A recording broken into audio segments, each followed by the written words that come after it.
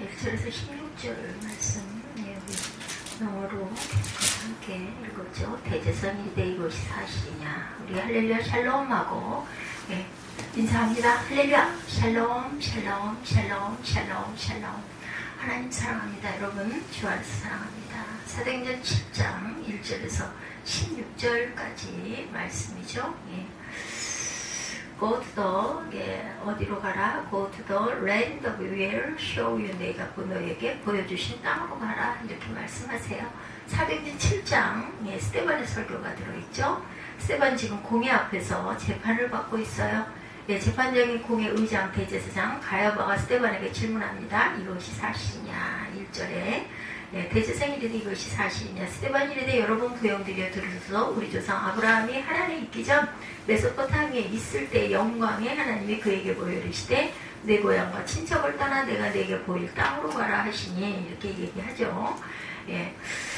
고발자들은 스데반의 그런 그 혐의를 두고 두 가지로 제시하고 있어요. 첫째는 성전 모독죄, 둘째는 율법 모독죄다. 아래로 쭉 내려가다 보면 나오죠. 4절에 아브라함이 갈대아 사람의 땅을 떠나 하란에 거하다가 그의 아버지가 죽음에 하나님이 그를 거기서 너희 지금 사는 이 땅으로 옮기셨느냐. 옮기셨느니라. 5절에 그러나 여기서 발붙일 만한 땅도 욥으로 주지 아니하시고 다만 이 땅을 아직 자식도 없는 그와 그의 후손에게 소유로 주신다고 약속하셨으며 하나님이 또 이같이 말씀하시되 그 후손이 다른 땅에서 나그네가 되리니 그 땅 사람들이 종으로 삼아 400년 동안을 괴롭게 하리라 하시고 또 이르시되 종 삼은 나라를 내가 심판하리니 그 후에 그들이 나와서 이곳에서 나를 섬기리라 하시고 8절입니다. 할례의 언약을 아브라함에게 주셨더니 그가 이삭을 낳아 8해 만에 할례를 행하고 이삭이 야곱을 야곱이 이 12조상을 낳으니라. 여러 조상이 요셉을 시기하여 애굽에 팔았더니 하나님이 그와 함께 계셔서 그 모든 환난에서 건져내사 애굽왕 바로 앞에 은총과 지혜를 주심에 바로가 그를 애굽과 자기 온 집의 통치자로 세웠죠. 그때 애굽과 가나안 온 땅에 흉년이 들어 큰 환난이 있을세 우리 조상들이 양식이 없는지라. 야곱이 애굽에 곡식이 있다는 말을 듣고 먼저 우리 조상들을 보내고 13절입니다. 또 제차 보내매 요셉의 자기 형제들에게 알려지게 되고 요셉의 친족이 바로에게 드러나게 되니라. 이렇게 증거되어 있어요. 13절에 증거하고 있는 내용이 스데반의 혐의를 두 가지로 제시할 첫째는 성전 모독죄, 둘째는 율법 모독죄다. 이게 13절에 요셉이 자기 형제들에게 알려지게 요셉의 친족을 바로에게 드러나게 됩니다. 요셉이 사람을 보내 그의 아버지 야곱과 온 친족이 75사람을 청하였더니 야곱이 애굽으로 내려가 자기와 우리 조상들이 거기에서 죽고 세겜으로 옮겨져 아브라함이 세겜 하모리 자손에게서 은으로 값주고 산 무덤에 장사되니라. 여기까지가 전체 내용입니다.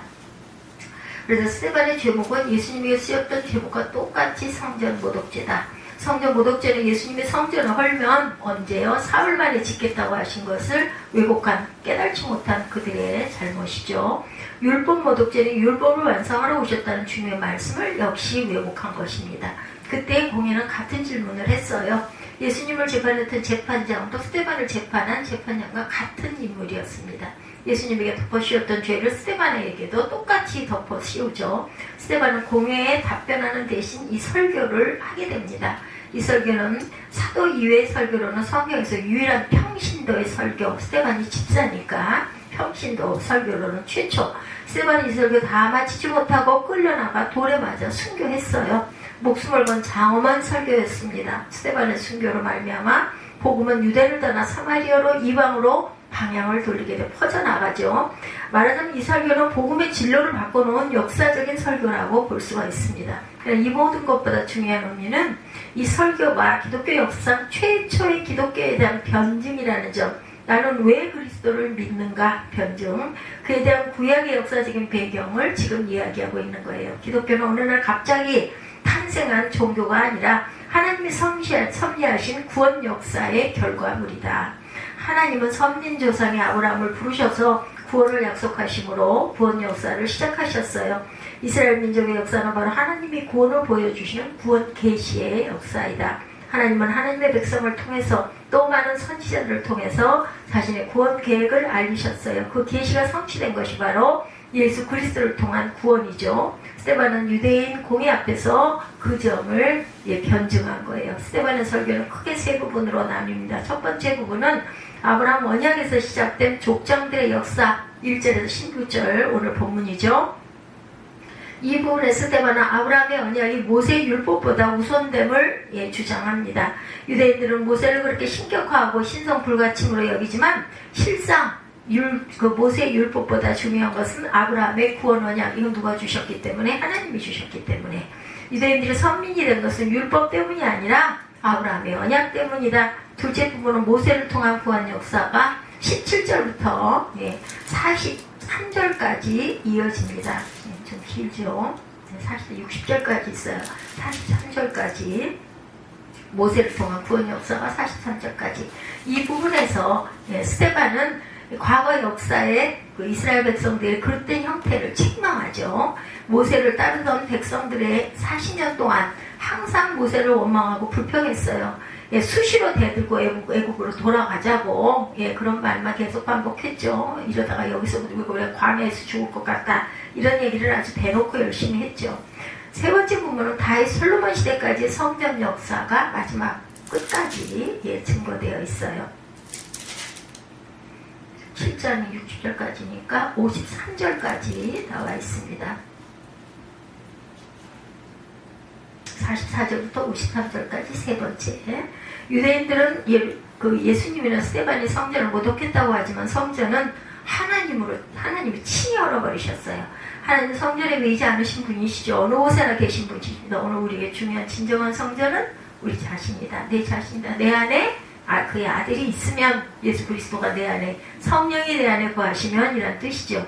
우리 몸은 하나님이 거하시는 성전이죠. 오늘 이 세 부분 중에 첫 번째 부분은 아브라함과 족장들의 역사가 여기 오늘 본문이죠.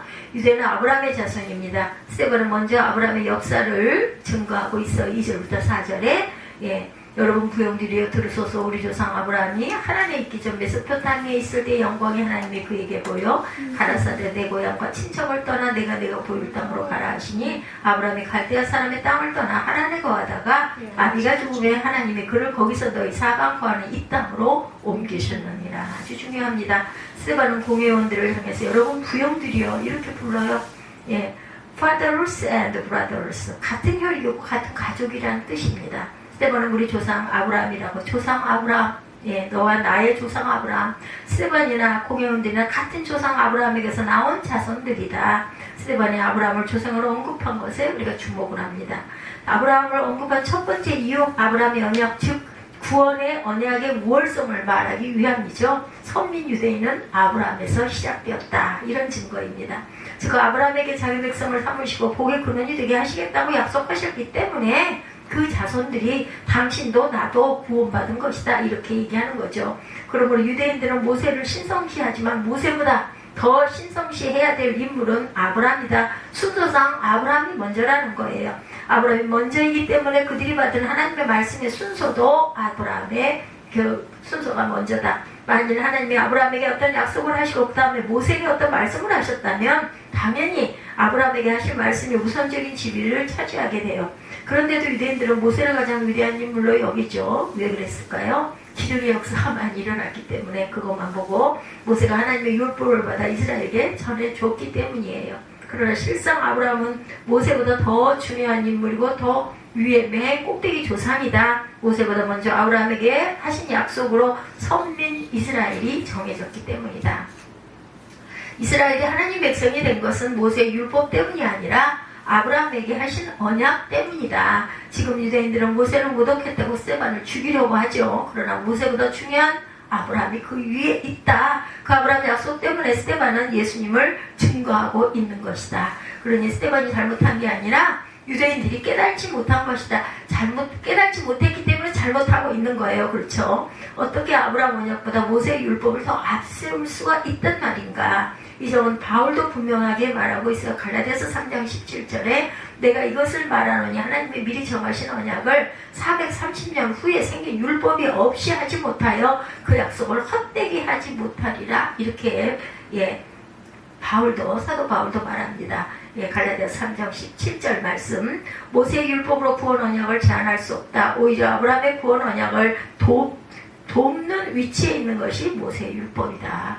아브라함의 우월성은 모세에게 매달린 유대인이 얼마나 잘못되었는지를 보여줍니다. 스데반이 아브라함을 언급한 두 번째 이유, 유대인들의 교만을 책망합니다.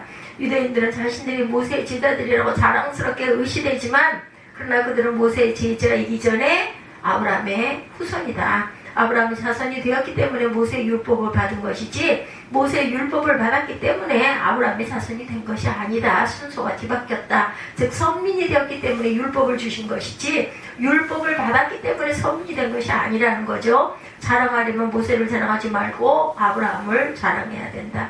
자랑하려면 율법을 자랑하지 말고 구원 언약을 우리가 받은 선민이 된 것을 자랑해야 된다.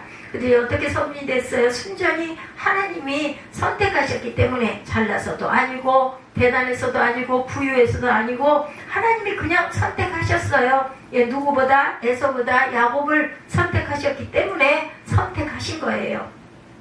그들이 어떻게 우리 뭐 다이소 같은 데 가면 비슷비슷한 거 두 개 놓고 아유 이걸 가질까 이걸 가질까 우리 계속 갈등할 때 있잖아요. 그럴 때 에이 나는 이게 좋으니까 이거 가질까 그냥 하나님 마음이에요. 하나님이 나는 야곱 이 녀석이 더 좋아. 더 약한 자를 항상 사랑하시죠. 그들이 이렇게 해서 선민이 됐다라는 거죠. 하나님의 선택은 하나님의 사랑과 자비의 결과다. 얘가 아무리 생각해보면 얘가 더 마음이 가. 그래서 난 두 개 중에 하나 이거 살 거야. 이건 거예요. 이거 가질 거야. 이스라엘이 잘 됐기 때문에 선택받은 거 절대로 아니라는 거. 아브라함은 본래 우상 숭배자였죠. 그의 아버지 데라는 우상 공장장이기도 했어요. 그래서 만들어서 팔았으니까. 그죠? 하나님의 진노를 받아도 가장 먼저 받은 사람. 그런 아브라함이 어떻게 하나님을 알고 믿을 수가 있었을까? 예, 아브라함이 똑똑했어인가? 아브라함이 착했어인가? 아니었어요. 아니면 아브라함 가문이 좋아서인가? 아니었죠. 우상을 섬기던 그걸 장사해서 밥 먹고 살던 그러한 집안이었습니다. 어떤 것도 아니다. 다만 그냥 하나님이 선택하신 거예요. 어느 날 보고 이 녀석 내년 내 아들 해라 이렇게 그냥 붙들어서 양자를 삼으셨어요. 오늘 우리가 구원받은 것도 역시 마찬가지입니다. 우리가 잘나서 하나님을 믿게 된 것도 아니고 하나님이 우리를 자녀로 부르신 결과일 뿐이다. 하나님의 선택이 바로 선민이 된 이유, 원인이었다라는 겁니다. 하나님의 선택은 인간 세계 밖에서 결정된 일이다. 그래서 바로 내가 받은 구원을 이렇게 말씀하죠. 로마서에 보면 9장 7, 8절입니다. 또한 아브라함의 씨가 다 그녀가 아니라 그 자녀가 아니라 오직 이삭으로부터 난 자라야 내 씨라 칭하리라 하셨으니 곧 육신의 자녀가 하나님의 자녀가 아니라 오직 약속의 자녀가 씨로 여기심을 받는다. 약속의 자녀였기 때문에 씨로 여기심을 받는다. 그 자식들이 아직 나지도 아니하고 무슨 선이나 악을 해가지 아니한 때 택하심을 따라 되는 것 하나님의 뜻이 힘으로 말미암지 않고 오직 부르시는 그에게서 이에게서 말미암아 서게 하려 하사 리브가에게 이르시되 큰 자가 어린 자를 섬기리라 하셨느니 기록된 바 내가 야곱은 사랑하고 에서는 미워하였느니라. 로마서 9장 11절에서 13절에 이렇게 증가하죠. 인간의 조건이 어떤 상황도 고려된 것이 아니라는 거예요. 그냥 내가 보기 그 녀석, 이 녀석이 나는 이 녀석을 선택할까 이렇게 됐다는 거예요. 가인은 버림을 받고 아벨은 선택을 받았어요. 이스마엘은 버림을 받고 이삭은 선택을 받았습니다. 그렇기 때문에 우리 믿음의 조상들이 되었다라는 겁니다. 오직 하나님의 사랑과 긍휼이 역사한 것이다. 하나님이 우리를 불쌍히 여기셔서 택하신 것 뿐이라는 거예요. 왠지 안쓰러워 아니면 내가 얘를 좀 도와줘야겠어 왜 이런 마음 드는 거 있잖아요. 사람 간에도 야외께서 너희를 기뻐하시고 너희를 택하시면 너희가 다른 민족보다 수요가 많은 연고가 아니라 너희는 모든 민족 중에 가장 적으니라. 야외께서 다만 너희를 사랑하심을 인하여 또는 너희 열조에 하신 맹세를 지키려 하심을 인하여 자기의 권능의 손으로 너희를 인도하여 내시되 너희를 그 종되었던 집에서 애고방 바로의 손에서 속량하셨다. 신명기 7장 7절에서 8절입니다. 그러므로 자랑할 것이 있다면 오직 하나님의 사랑과 자비를 자랑할 뿐이다. 혹시 내가 남보다 율법을 잘 지킨다면 하는 게 감사할 일이지 인간적으로 자랑할 일은 전혀 아니다. 내가 잘나서가 아니기 때문에 더욱이 내가 율법을 잘 지키는 것 때문에 남을 정죄한다면 그건 죄예요. 그죠? 지금 스데반을 재판하는 유대인들에게 그렇습니다. 과거의 그들은 하나님의 큰 은혜로 선민이 됐어. 그런데 이제는 율법으로 사람을 정죄하고 있어요. 자기는 은혜로 구원받고 남은 율법으로 정죄한다. 이거 옳지 않죠. 이것이 얼마나 잘못된 것이냐. 오늘 우리 가운데도 그런 일이 있어서는 절대로 안 된다. 나는 하나님의 사랑과 용서를 받아서 하나님의 자녀가 됐어요. 그런데 나는 남들을 율법으로 열심히 정죄합니다. 저 뭐야 저 주일도 안 지키고 이런 것도 있어서는 안 된다라는 거예요. 그저 안타까워하고 안쓰러워하고 긍휼히 여기고 기도할 뿐이라는 거죠. 세반 집사님은 지금 공회원들을 향해 준엄하게 꾸짖습니다. 당신들은 하나님의 긍휼로 선택받은 아브라함의 자손임에도 불구하고 누구를 이렇게 정죄하고 탄핵하고 누구를 십자가에 매달아 죽이려 하느냐, 왜 돌로 치려 하느냐인 거예요. 그런데 어떻게 아브라함의 언약을 따라 구원을 이루신 예수를 정죄하느냐, 그리고 예수님을 전하는 사도들을 왜 정죄하느냐, 그리고 죄 없는 나를 잡아 모세로 모독했다고 또 죽이려고 하느냐. 정죄받을 사람은 내가 아니라 바로 당신들이라는 것을 깨달아라. 하나님의 언약을 믿고 의지한 아브라함이죠. 구원 언약은 아브라함을 하나님의 자녀로 만든 원인입니다.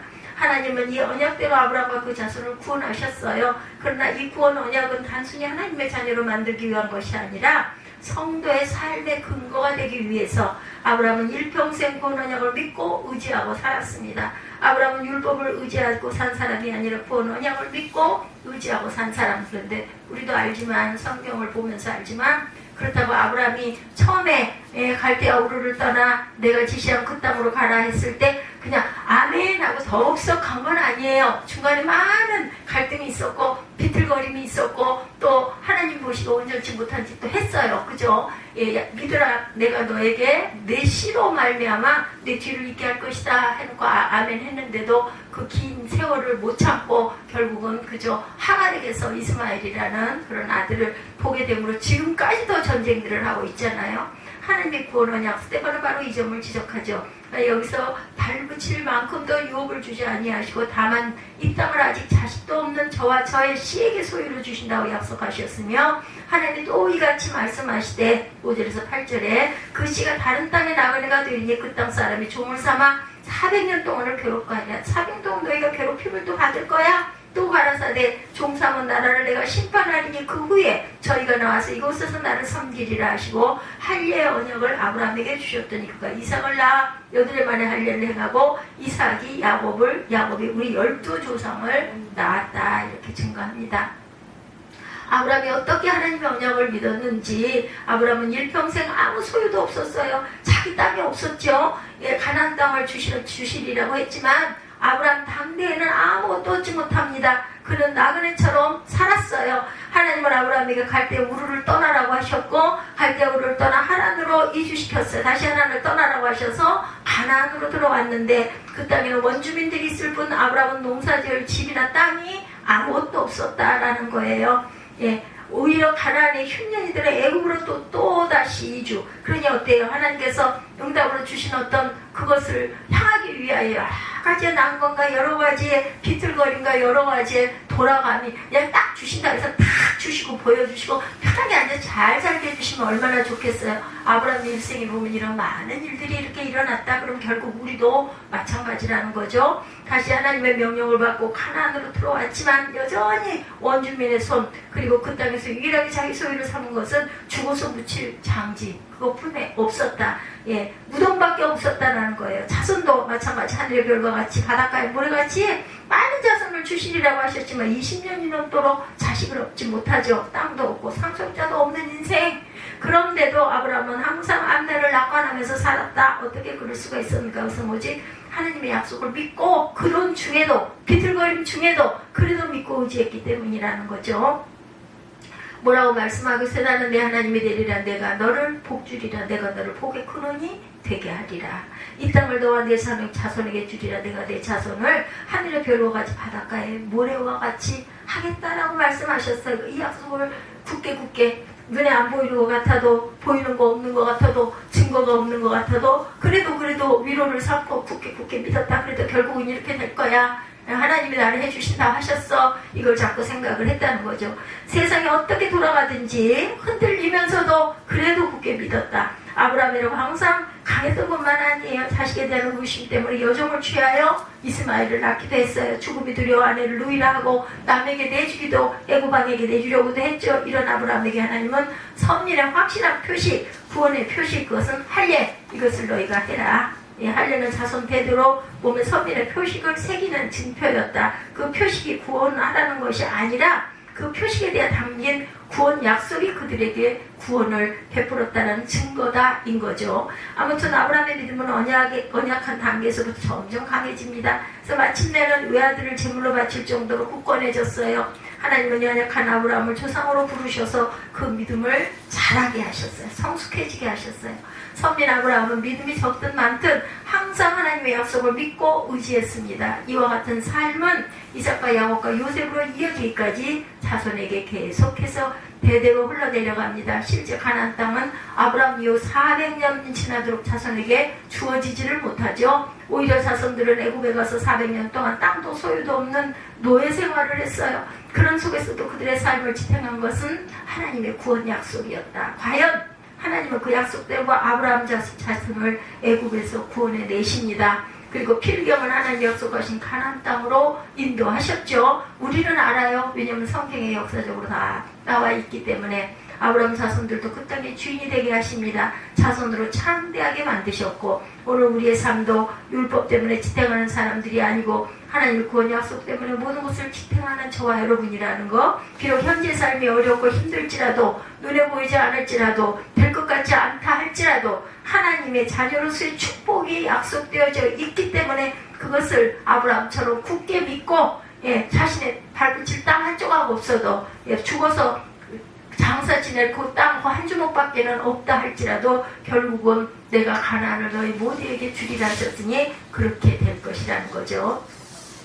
우리는 이 약속은 날마다 바라보고 믿고 의지하면서 참고 견디며 삽니다. 참고 견디는 것은 우리만의 일이 아니에요. 주님도 시험에 든 우리를 여기까지 참고 견디고 계세요. 지금 우리의 비틀거림을 보면서. 그래서 필경은 이기게 하실 것이다. 베드로후서 3장 13절에서 15절입니다. 우리는 그의 약속대로 의에 거하는 바 새하는 것 새 땅을 바라보도다. 그러므로 사랑하는 자들아 너희가 이것을 바라보라니 주 앞에서 점도 없고 흠도 없이 평강 가운데서 나타나기를 힘쓰라. 또 우리 주의 오래 참으심이 구원이 될 줄로 여겨라 말씀하고 있습니다.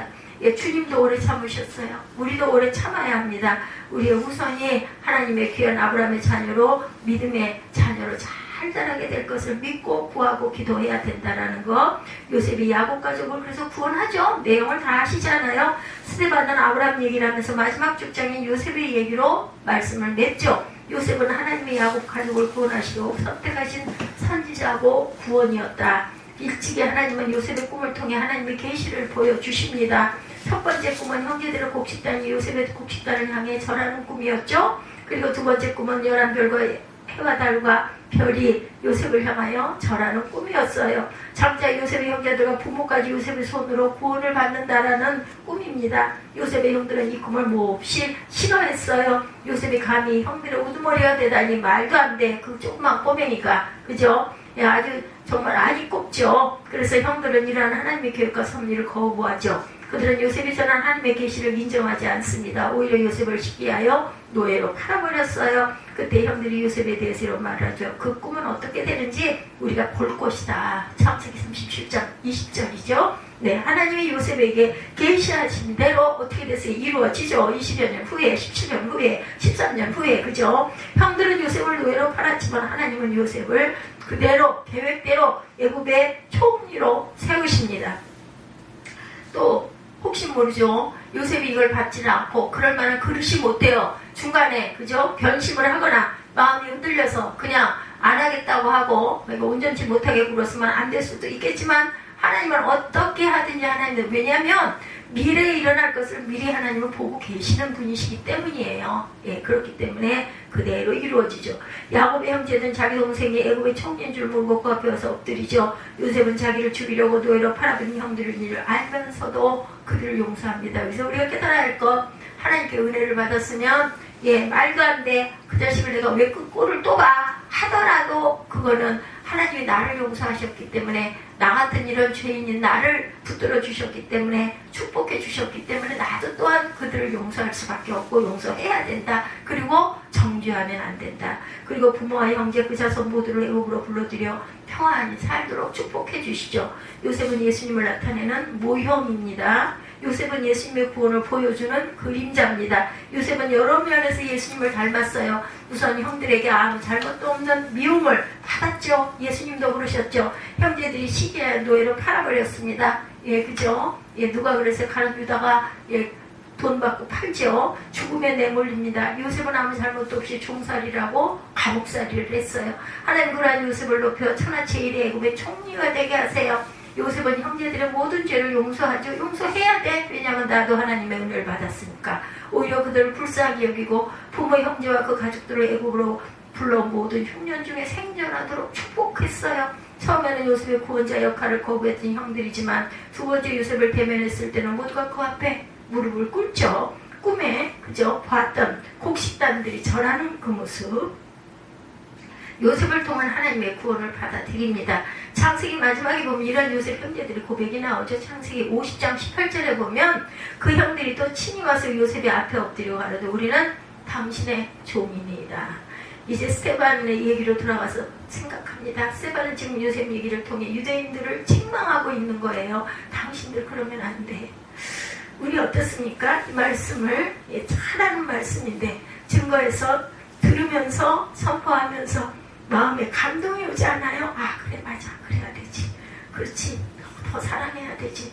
용서해줘야 돼. 이런 마음이 오는데 그들은 그렇지가 못했다는 거죠. 공의의 의원들은 스테반 지금 요셉 얘기를 통해 유대인들을 책망하는데 과거 요셉의 형제들은 요셉의 선지자들과 구원자 되는 것을 거부했어요. 그래서 요셉을 미워하고 시기하고 죽으라고 구덩이에 던지고 노예로 팔아버리고 그러나 하나님은 요셉을 통해 야곱 가족을 그대로 하나님의 생각하셨던 모든 것들을 나중에 세월이 지난 후에 이루어내시죠.